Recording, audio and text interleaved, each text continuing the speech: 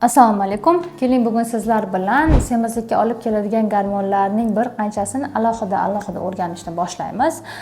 Men ismim Kilola, endokrinolog diyetologman. Sizlarga bu borada bilimlarimni berib boraman.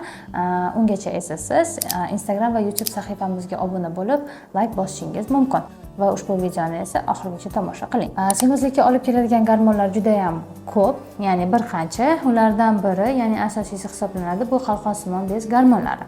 Qalqonsimon bezning faoliyati, qiladigan ishlari qanchalik muhim ekanligi bundan oldingi videolarda aytib o'tilgan. Bu videoda esa uning gormonlarini aynan semizlikka qanday ta'sir ko'rsatishi haqida gaplashamiz.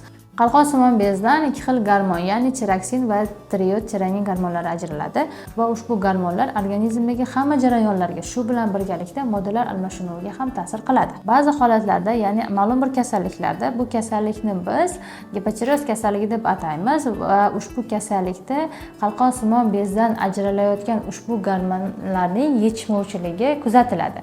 Ya'ni organizmda ushbu gormonlar pasayadi va shu sababli organizmdagi barcha jarayonlar, shu bilan birgalikda moddalar almashinuvi ham sekinlashadi. Bu esa ortiqcha tana vazniga sabab bo'ladi. Bunga javoban esa, ya'ni ushbu gormonlarning pasayishiga javoban bosh miyadan TTG gormoni ajralib, gipofiz bo'lagidan ushbu TTG gormoni qalqonsimon bezni doimo kontrol qilib, nazoratda ushlab turadi.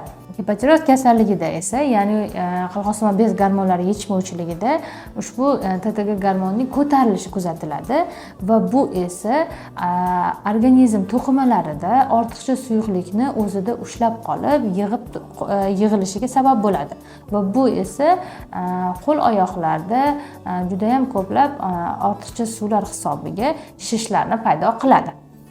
Bu esa har ikki holat ham, bir kasallikda bo'ladigan har ikki jarayon ham moddalar almashinuvi pasayishi va ortiqcha suyuqlikning to'qimalarda to'planishi hisobiga semizlikka, ya'ni tana vaznining ortishiga sabab bo'ladi.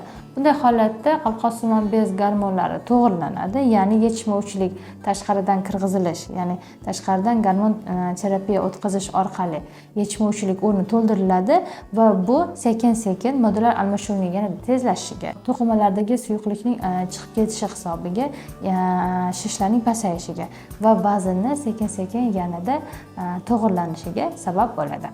Semizlikka olib keladigan yana boshqa gormonlarni keyingi videolarimizda batafsil tushuntirib boramiz. Shu sababli bizni kuzatishda davom eting.